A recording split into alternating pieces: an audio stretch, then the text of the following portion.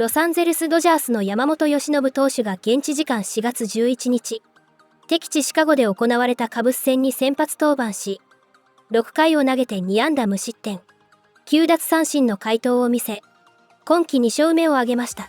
この日の山本は、圧巻のパフォーマンスで地元実況陣さえも驚かせました。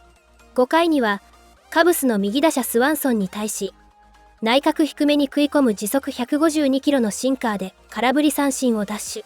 この日7つ目の三振で、これまでは主に直球とスプリットで三振を重ねてきましたが、ここで新たな球種を披露しました。ドジャースの地元放送局、スポーツネット LA で解説を務めるエリック・キャロス氏は、これは打者にとって不公平だよ。直球とスプリットしか頭にないのに、突然シンカーなんて。と首を振り、驚きを隠せませんでした。実況のジョー・デイビス氏も、スワンソンからすれば、おい、山本にそんなに球種があるなんて聞いてないぞ、という感じでしょうね。とコメント。さらに、ちなみにこれが今季山本が投じた7球目のシンカーでした。ちなみに、スライダーはわずか4球しか投げていません。と補足し、山本の多彩な投球術に舌を巻いていました。試合後は、敵地シカゴの放送局も山本の完璧なピッチングを大きく取り上げ、称賛の声が相次ぎました。この試合の模様は、日本語字幕付きでお届けします。There was a lot of talk during spring training, oh, Yamamoto looks good, this guy could contend for Cy Young, and it's like, well, that's good to hear, but that, typical spring training hyperbole that you hear thrown around. He's looked every bit a part of a Cy Young contender, and I have no idea what in the world that pitch was. At 95, moving like that? I mean, it said sinker, and this is the thing. Dansby Swanson was 3-0. Takes a fastball, just statued it up there. But then he gets a slider on the 3-1 pitch, which Yamamoto hasn't been throwing at all tonight, right? And then comes back with a sinker. Dansby's thinking, I was told he didn't have a slider or a sinker. That's only the 7th sinker that he's thrown all year. It's only the 4th slider that he's thrown all year. So when he does that, this is a 6-pitch guy. Ball and a strike on Horner. Yeah, that's not really fair. As a hitter, you're trying to protect just against that fastball and splitter. That sinker, by the way, moved 14 inches to the arm side. Yeah, his execution was outstanding all night long. Yoshinobu Yamamoto for 6 innings. And I think we were a little surprised that he threw that many pitches, Nomar, because he was in cruise control all night long with the exception of those back-to-back base hits he gave up. It never seemed like he was in any kind of high-stress situation. You're exactly right. And then, not all 100 pitches are the same, right? And you're right. It looked like his pitch count got up there rather quickly. But there's a little bit difference about seeing that pitch count get up there and how stressful those innings were. And it seemed like he was in command. It almost seemed like some of those pitches, it was just a matter of like, okay, I'm going to set some up or I'm almost getting a feel. But even if I got to a three count on the batter, he still seemed in control. That one that we saw against Dansby Swanson, gets behind 3-1, and then he just throws 2 nasty pitches that end up striking him out. Like, almost there was a calmness like, oh no, I still got this. I know I still have stuff in the bag in order to get these outs, and that's exactly what he did. So, yeah, we were looking at it and we were shocked, like, man, the amount of his pitch count was high at that point, but we're like, but it's still not all pitch counts being high they're all different, and today he was in full control. And sometimes when you have that high strikeout total there, 9 strikeouts in 6 innings, you're going to have a higher pitch count. But I love the fact he used all his pitches, and he added some pitches. I mean, we saw the sinker tonight. He got to 3-0 to Dansby Swanson, comes right back to 3-2, and throws a devastating sinker to wipe him out. And then obviously the last pitch he threw to Tucker, who's been red hot, was absolutely filthy, either split or cutter. But we're seeing his outing right now. Look at the movement on these pitches. This is a dart. At 97 at the knees, outstanding late life with that splitter. It looks like a fastball, but that's the thing. And Nomar, you've talked about this all the time. When you're spotting that fastball at the knees, you have to honor that pitch, and that's why you saw a lot of swing and miss on the split. This is the guy we heard a lot about in Japan, Jerry, that's got that pinpoint command. what we've seen in his first 4 starts this year, it's like he's just dotting the corners or the bottom of the zone whenever he wants. It is so fun to watch because obviously we knew he was very accomplished coming out of Japan. But when I saw the video before he got here last year, I was like, and I told John this guy dots up, down, in and out with that fastball, and then he wipes him out with that split. I go, he's going to have a lot of success here at the big league level.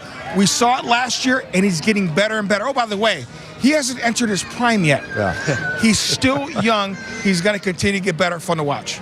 But he was matching Yamamoto pitch for pitch. I mean, Yamamoto was filthy today. Look at those numbers from both sides.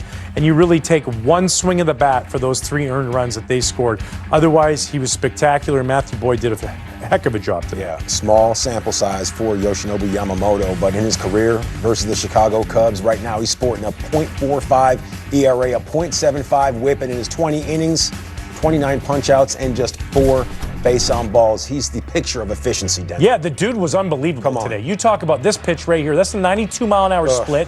He's painting 97 down and away. Look at this filthy split-finger fastball. That's darted on Nico Horner, a guy who doesn't take third strikes. A 93-mile-an-hour split-finger fastball. He's throwing a cutter. He was mixing it up. He was throwing mid to upper 90s. You know, to be able to tame Kyle Tucker, one of the hottest hitters in all of baseball, the way he did, he was almost perfect for his 6 innings. He gave up 2 hits, but he was darting the black. It was all around the box. This guy was absolutely filthy. You know, and sometimes that's hard, right? You just got to tip your cap. When a guy has tremendous stuff like that, like he has an unbelievable fastball with life, he's got one of the best split-finger fastballs in baseball, and then he's got multiple breaking balls. He was flipping curveballs in for strike 1 when he needed to. You just got to go, man. Like, they were trying to fight hard, but he wasn't making mistakes. He wasn't leaving a lot of pitches in the middle of the zone. And that's all you can do. And that's just how it goes. The guy that's 60 feet, 6 inches away from you sometimes, he controls your destiny. And when he's got command with plus stuff, when you have movement, location, and velocity, and you have all 3 on any given day, you could throw 9 all-stars up there. You can run Kyle Tucker up 9 times in a row. And guess what? You're not getting many hits, and you're not doing much damage, and that was the problem tonight. Yeah, game doesn't move until the pitcher says so, and he threw a lot of good strikes as opposed to bad strikes. There is a difference, isn't there? Yeah, I mean, you can be sitting there and say, well, we missed a lot of pitches down the middle of the plate. Not the case tonight. He was carving. He was dotting on the corners. And then when he did throw it down the middle. When do you expect to see him pitch? Similar to what Dan said. But I look at it this way. They're talking about July now. Once he didn't pitch in Japan, what's the next big date on the calendar? All-Star game? He's not doing that. After that, it's postseason. That's it. The only thing that matters is winning the title. And I think that's getting Shohei ready for the title. Now, it's coming to the simulated games. The Dodgers have been the best team I think I've ever seen in using their extra men for simulated games.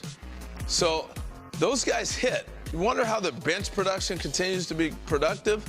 Because they have so many pitchers that have to get work that they hit off their starting pitchers. So Shohei's not going to go down. He'll get more out of pitching to the Dodger extra men than he will driving to San Bernardino or wherever their A-ball team is this year and throwing a game there and coming back that night. So I don't think that would happen. Although I just gave myself a great idea. What if they have a day game? He goes and pitches and comes back and hits. I was thinking the same thing. That makes sense. This is the issue that I see with that, being a former pitcher. There you go. It is hard to replicate that feeling that you get when you go out to warm up, right? There's a certain amount of butterflies. There's an anxiety that leads to getting into that extra gear. There are a lot of pitchers that will go out and throw a bullpen or throw in a simulated game at 2 o'clock in the afternoon. But they will all tell you that it's completely different 5 days from now when you make that appearance in Dodger Stadium. Yeah, but those are pitchers that didn't just have an at-bat with the bases loaded in the 9th inning facing the closer throwing 100 miles an hour. He hasn't. He's a different animal. Greg, he's a different player. We've seen nothing like him. But I'm telling you, it is going to be very difficult for him. I don't care how many simulated games that he throws. You think he has butterflies? Absolutely. I think there's a new definition. Absolutely he does. Especially coming back from an injury where you really don't know. I'm telling you, you could throw a simulated game. When you're coming back from an injury, there's just a teeny, little bit that You're holding back. You're holding back. You're pushing. Slightly worried. You're holding back because, like, you don't have that adrenaline that kicks in, right? You could hit in a simulated game and grab, hey, we want to see you run the first base, but you hit one at 7:05. You're getting out of that box, and that first step is you're going. That's why.